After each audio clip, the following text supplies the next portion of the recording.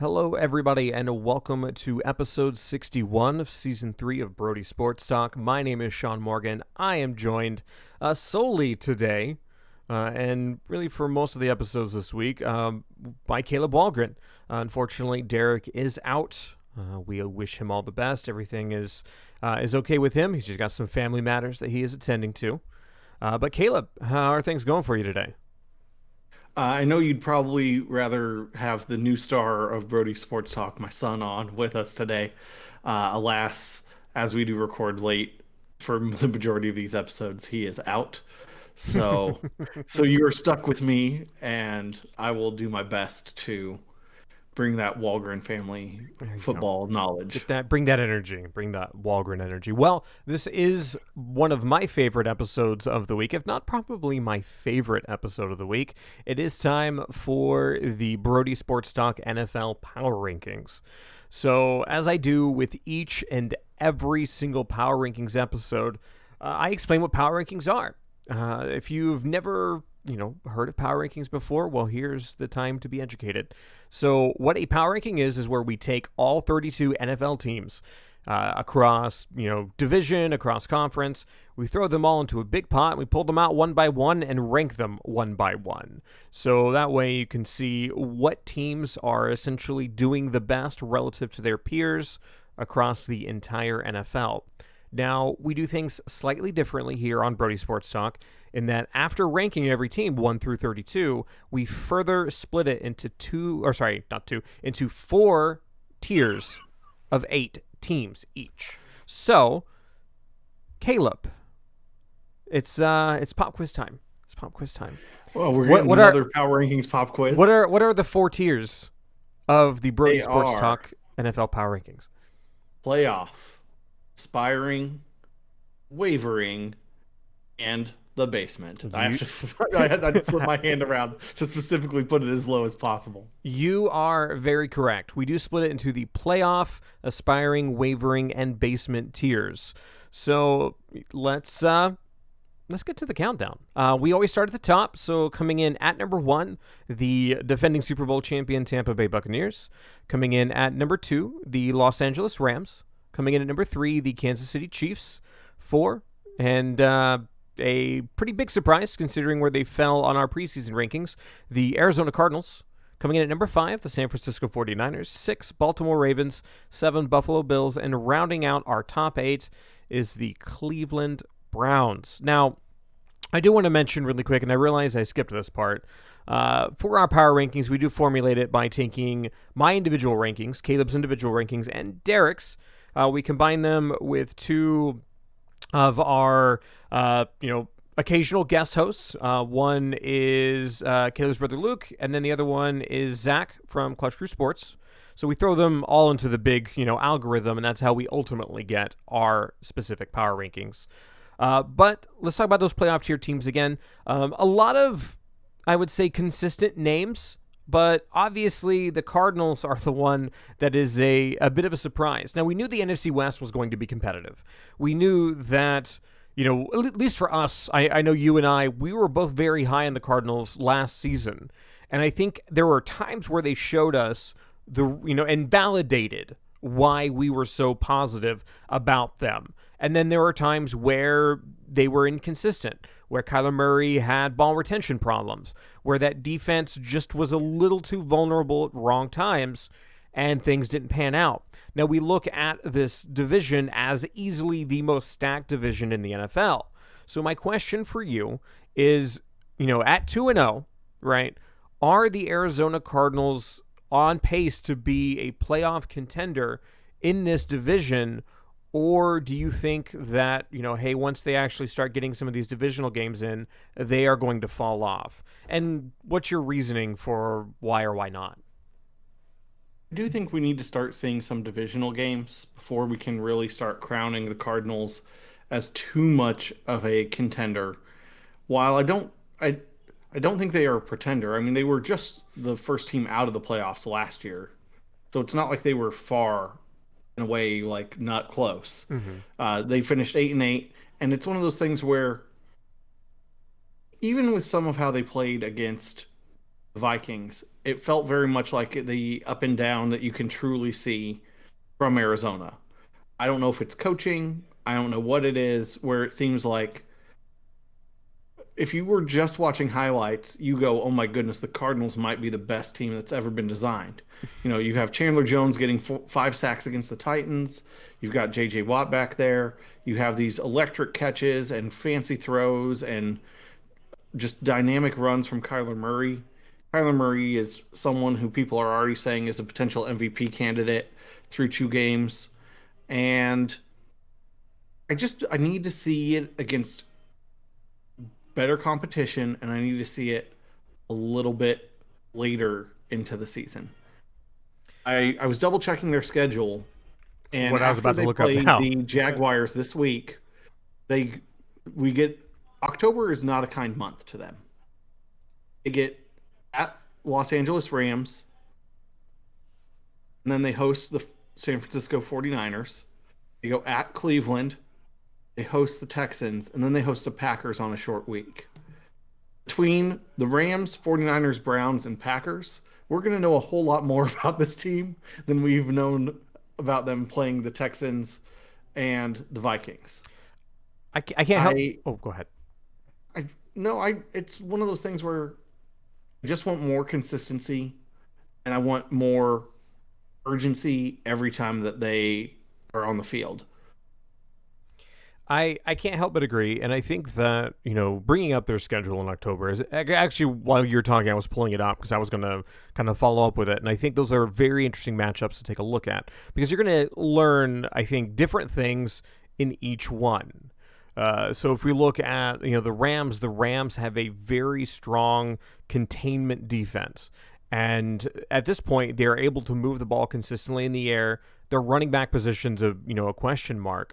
But, you look at in comparison between the Vikings game and the Titans game for the Cards, that's definitely a tale of 2 stories in regards to how they were able to deal with running back threats. Dalvin Cook was able to, between Cook and then, Kirk Cousins scrambling-ish, the ball was moved consistently on the ground, whereas they were able to stifle the Titans consistently. So, what's going to happen? Are they going to still get beat in the air if they're able to contain the run against the Rams? And then kind of the same thing with the 49ers, who offensively have not really hit their stride. So is this Cards defense for real? Like, are they actually going to be able to do anything? And then, we answer that question again at the end of the month against the Packers, who are going to be able to offensively, especially after, watching Monday Night Football. He's like, hey, the death of the Packers may be foretold too soon. And, they were able to consistently move the ball however they wanted to. So a lot of questions, I think, that can be answered. And it's just going to be a matter of time. I am leaning more toward them being a contender. And I think a lot of that has to do with Kyler Murray and the dynamism that he brings to that offense is so hard to contain. And you would think at some point, right, defensive coordinators would have been able to deal with him and plan for him, right? That was always the thing is, these types of quarterbacks you can plan for, you get film on, and then, you're able to deal with them.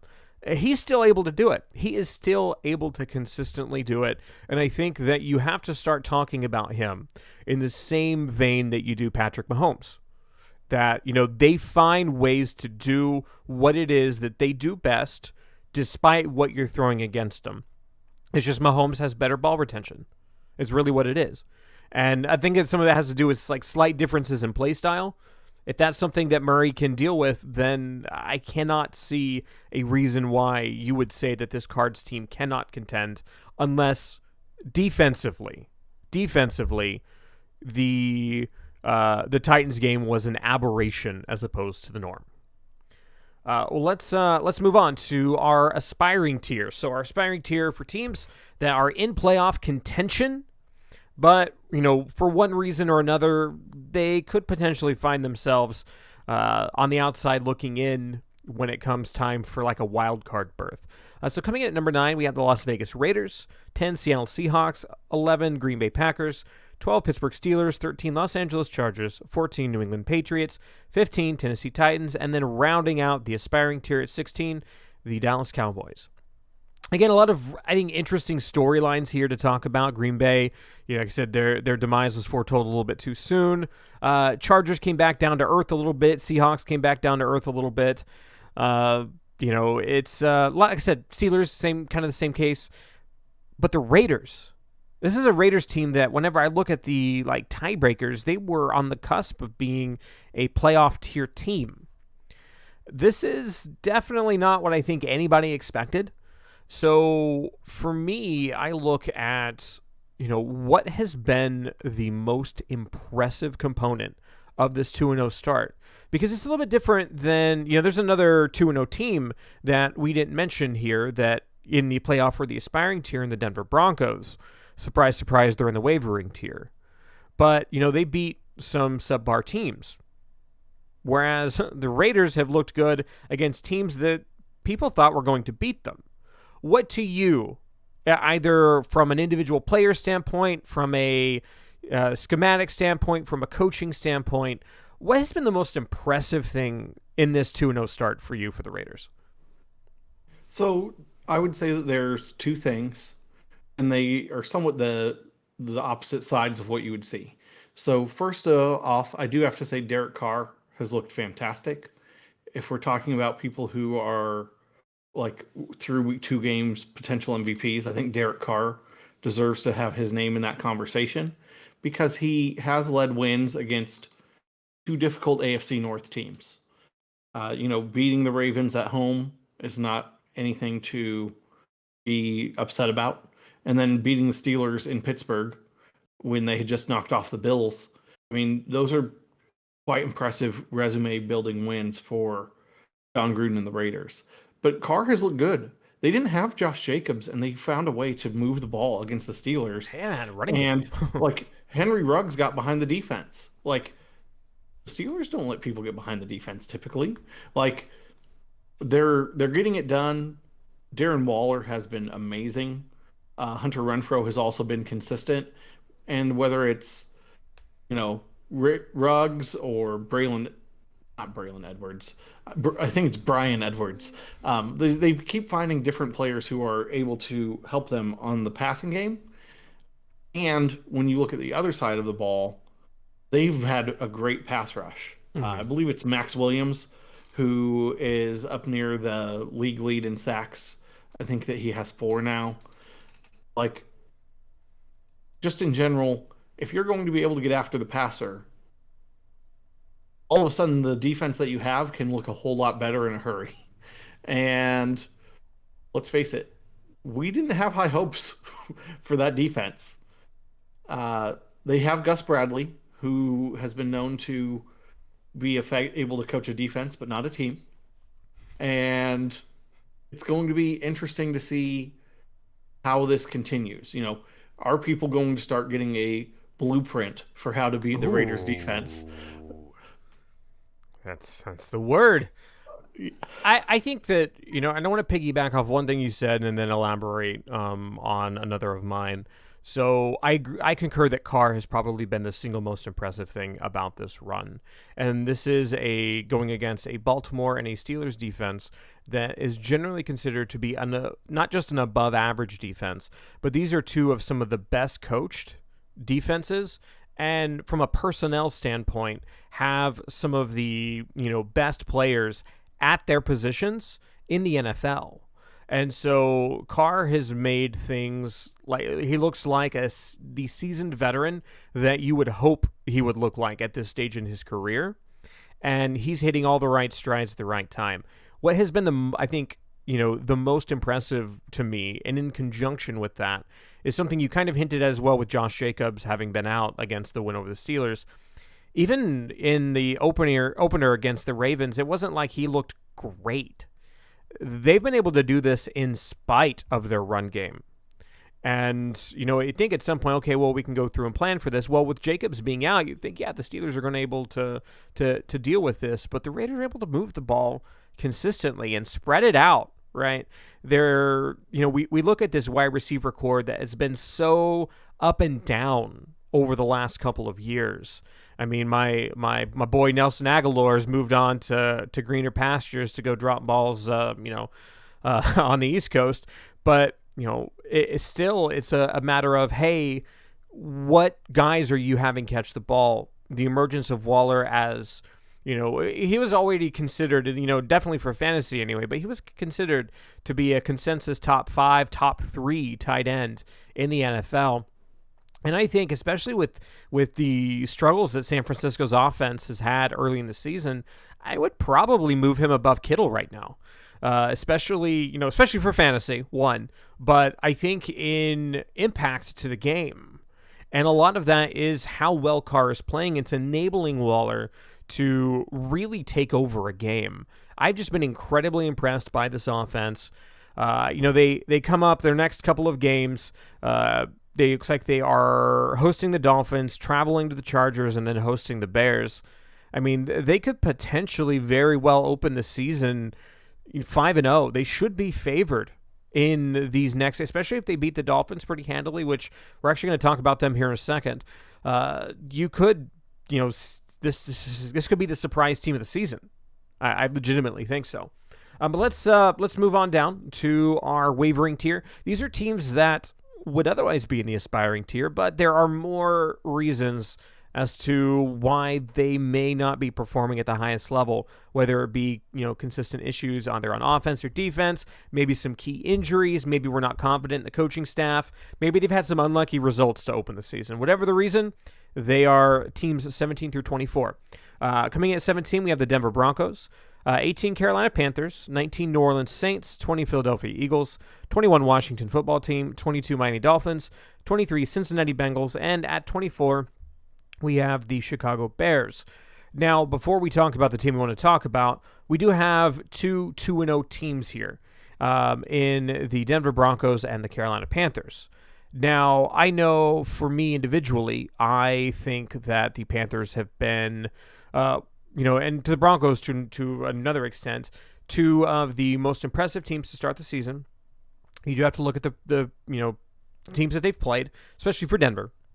But for Carolina, I think people are nervous that this may seem this defensive performance may be a bit fluky. So I think for a lot of us, we want to put our foots on the gas, but we're kind of riding the brake just for now. But I want to talk about the Dolphins coming in at number 22. Now, Tua is day-to-day right now with the rib injury. I know when he went down, people thought that it may have been that hip again, especially with the way that he was holding his side and, just the look. I mean, looked really bad. Like, the injury looked like it was going to be really, really bad. But he's honestly been kind of inconsistent to start the season, and we really haven't seen through 2 games, I think, the level of growth that Dolphins fans would have liked to have seen from this past offseason heading into this season, which begs the question that I think a lot of fans have been asking for teams that otherwise don't have a consistent answer at quarterback. Do you take a chance on Desean Watson? Who the Texans, I think, I don't know if they officially made him inactive or that's like something that they are, going to be doing in a very short time frame. Either way, even with the injury to Tyrod Taylor, they are going a different direction. Desean is not even really being, acknowledged or considered. So is this, whether it be going the Desean Watson direction or potentially looking at, hey, can we move some assets around to get, a better number 2 quarterback or potentially a number 1, either, through trade or through next year's draft? What do you do? Is this too early to start pulling the trigger on something like this? Or do you think that, especially with Flores, because Flores seems to want to do stuff soon rather than wait. What do you think? So, first, I got to give a quick plug to ourselves. Make sure you listen to tomorrow as we have the Thursday night football preview between the Panthers and the Texans, since we're talking about Deshaun Watson and his non-injury related designation showing up on the injury report because he's do not practice, Hmm. and he's officially inactive of the 53-man roster every day. So I think that it's still too soon. Tua has not had a full 17 games to even have start in his NFL career.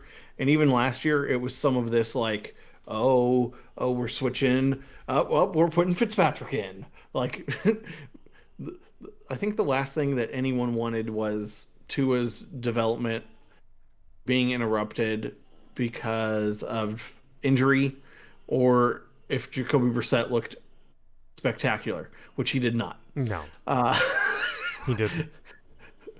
they had 0 points when Tua left in the second quarter, and they ended the game with 0 points. So I hear that's Brissett, not good. I hear that doesn't win you games. typically, I've never seen a team win with 0 points. So I think you are quite accurate there, Sean. I don't know how much of it is Flores and how much of it is management, Hmm. because I do feel like Miami has this. They want basic. I think they still have that shadow of Marino hanging over the quarterback position because they So, haven't had a solid starting quarterback since they had the Marino era. And so I feel like it's in general this consistent push within the ownership of, okay, Tua might be okay. Tua might be a good starting quarterback. They have a good defense. But if we can go get someone who we think might be a Hall of Famer, we need to go get that person. Now, obviously, when we're talking about Deshaun, we have a whole plethora of off the field questions. I'm still not really sure why he's not on the commissioner's exempt list. It's not my choice to make those things. I think that in general, Houston's going to sit tight, similar to what happened with Rodgers when he wasn't traded before the draft. They want to at least wait and not have teams get worse draft picks because Rodgers is putting them late in the playoffs. Houston doesn't want to trade Watson and have them see Watson win games this year. They want to get whatever high pick they're going to get and trade Watson for that. and I think that's absolutely fair. I'm.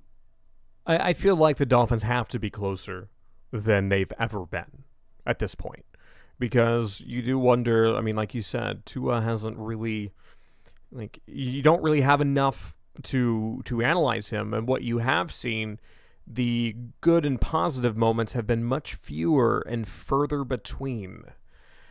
This is a team that is equipped, with the Patriots essentially on the up and up. Right, they are showing significant strides from how poor that they looked last season, and the Bills still look great, but there is a bit of a chink in that armor, uh, and there's still that question of, are the Bills actually that good? This is a Dolphins team that a lot of people predicted would make the playoffs. I know you predicted it. I know Derek predicted it. I definitely did not, because I still had so many questions, and it seems as if right now they're not trending in a positive direction, which does lead me to believe that even if they don't pull the trigger and try to make some moves, during this trade window, I am not sold on Tua long term, and I feel like this is a player that they move on from. Depending on how bad the season goes, right? If they end, I don't know what they have their first rounder next season, right? Like, I mean, And San Francisco's. oh, well then, yeah, San Francisco is probably gonna be a later pick anyway. But say if they get a decently high pick, there's some okay quarterback prospects that are coming through, to the NFL. It's not the greatest draft class, but in regards to quarterbacks, there are some options. So we'll see what they do. I don't think Watson's the answer, but it does pose a very intriguing question. So, Sean, I just want to stay here for one more moment. Ooh, So, okay. if they're going to go for someone, where do you start? Like, so I'm like, okay, so if there's Watson, and let's say the Texans just say not right now, like The Dolphins want to move, but they get shut out. I'm struggling to really find where I feel the narrative may fit. Do the Eagles potentially give up Flacco and stick with Minshew behind Hurts? I know that in general the Eagles value having multiple quality quarterbacks. Like, does Foles get a return to Florida after whatever happened in Jacksonville?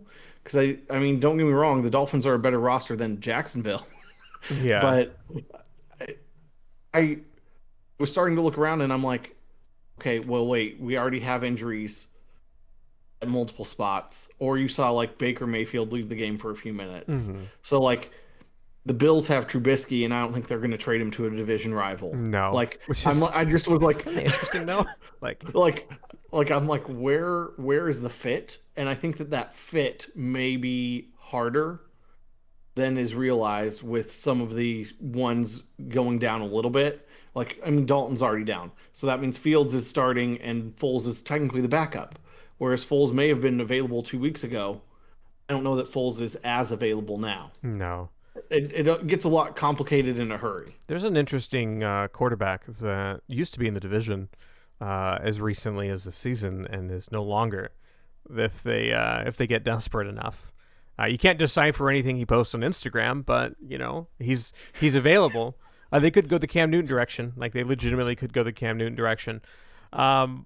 Which I think actually, now that I think about it, is probably the easiest thing to do, because you're not really looking at, having to bust out a trade, and that does give you potentially a temporary solution heading into this offseason. But do you want to take on that presence in the locker room, especially if he does okay? Like, what? I mean, it's not even like a crazy good, right? Just imagine if he simply does okay, and then, obviously he's not the long-term answer, but then you're like, well, Tua's not really the long-term answer either then. And so you're just kind of in the same boat, but you've made the hole a little bit bigger. So now you're sinking a little bit faster. I kind of feel like the Dolphins are in a very rough position no matter what they do. I legitimately think that, there are some decent quarterback prospects to take a look at. I mean, I know Spencer Rattler has been a little maligned. Same thing with Howell. They haven't really opened the season that great. Malik Willis is still a potential option. I know that people are, even though he plays for Liberty, people are still like very high on him as a mobile quarterback. And you're really seeing so many quarterbacks that are able to adapt their game coming into the NFL and be that dual threat and be effective. So I don't know. Maybe we see the Dolphins go a bit of a different direction. Let's wrap this up. Let's talk about our basement teams. These are teams 25 through 32. Coming in at 25, Houston Texans. 26, Indianapolis Colts. 27, Minnesota Vikings. 28, Detroit Lions. 29, Atlanta Falcons. 30, New York Jets. 30 New York Giants. 31, New York Jets. 32, Jacksonville Jaguars. So many New York teams. It feels like this is a repeat of 2020. I'm looking at the bottom four teams. I'm like, has anything changed? Well, bottom five teams, really. Has anything changed? Maybe the Texans are a little bit higher up. A little bit higher up. That's about it. It's about it. But there are a lot of teams that are 0-2 here, which you would expect. And I think a couple of teams that are 0-2 that you wouldn't necessarily expect to have been 0-2. And I'm talking about the Minnesota Vikings and the Indianapolis Colts. Now, the Colts you can kind of understand, right? Heading into the season, we're like, this is going to be rough. But ultimately Wentz was able to play. Well, now he's, back in the exact same boat that, Indianapolis fans were hoping he wouldn't be in, and that Eagles fans are like, I told you so. How do you sprain both ankles? Ankle sprain. How do you sprain both ankles? I mean, come on, man. I don't think he did it at the same time, if that makes you feel any better. I'm sure it doesn't make him feel any better, but I just still want the improved draft pick. I mean, that's all I think care about anymore. But let's talk about the Vikings. Because if you look at their record, they are 0-2, but these are 2 losses by a combined 4 points, with one of the games going to overtime, and the other one essentially lost off of a missed game-winning field goal. So that doesn't feel very good if you're a Vikings fan. And you can definitely look at some of the defensive struggles that they've had and say, man, this feels very much like last season. But you look at the offense, and the offense feels like it's clicking okay. Cousins looks like the, B, like average quarterback that you expect him to be week in and week out. Their running game is okay, right? They've got some decent players at wide receiver that are showing up just the same way that they always do. This is a team that could, if the coin flip had landed the other way, could be a 2-0 team. But they are 0-2. So my question for you, and this is a pretty simple one, is how good is this team actually? Like, do you, looking at maybe, the next 4 to 6 games, how many of them are winnable? And how do you look at this 0-2 start and gauge how good the Vikings are? Really is an interesting question because the Vikings are a team that I feel like we should be able to have better or clearer expectations of what should be happening with them. This is a Mike Zimmer coach team. Mike Zimmer's been there for ages. Kirk Cousins been there for what feels like a long time now. And, you know the faces. The faces are not that different. You've got Thielen, Jefferson. Yeah, Irv Smith is down. But like you said, offensively, they haven't really had that same issue. No, I mean KJ Osborne's looked good. Like, I mean, that's, you said there are a lot of positive things going on in the Vikings camp right now. And as long as COVID isn't one of them, then I think that they're going to be okay. Like, sorry, I realized as soon as I said positive, I'm like, oh, here's a good thing to throw in there. But no, I mean, really though, you look at all of these players and they are doing well. It's just, for one reason or another, they're having these Vikings-esque slip-ups. And I can't help but think that it goes maybe a little bit beyond the players. This might just simply be a coaching thing. This might be a readiness thing. This might be a mentality thing. One of the things that, just to plug the other podcast I'm in, Gunners and Blues, one of the things we talk about a lot in footy or in soccer is mentality. And in order for a team to really take their game to the next level, you have to be a mentality monster. That's what the common term is, mentality monster. It's where when you deal with adversity, whether it be an unfortunate injury, whether it be a fluke goal, or something that would otherwise shift momentum, you have to have that mentality to hold steadfast, deal with that adversity, and get a good result. The Vikings are definitely not mentality monsters and historically have not been. If anything, they have been the opposite. So at some point, you have to wonder, is it cultural? And I'm not saying cultural around the Vikings, history of getting to that point and then falling short, but I'm talking about, is this an issue with the culture around the team due to the coaching staff? They have a lot of tough games coming up. They're hosting the Seahawks, they're hosting the Browns, and then all of a sudden this trip to Carolina could potentially be a lot rougher than people had originally thought. Really, the only game that I think that they're going to be favored in right now is probably going to be against the Lions. And so this is a team that could start out with one win through mid-October. That is not good. Remember, I want to do a quick throwback before we call it an episode.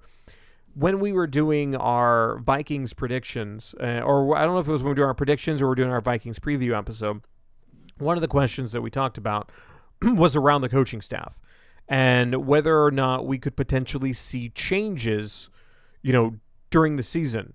And my, thing was, well, I don't think it happens during the season. I think if anything, it happens, during the off season or like at the end of the season as a retirement thing. I mean, Zimmer's old, so him stepping down made sense. Well, They start out with 1 win in 6 games, 7 games. If he gets to that point, that is a catalyst for change.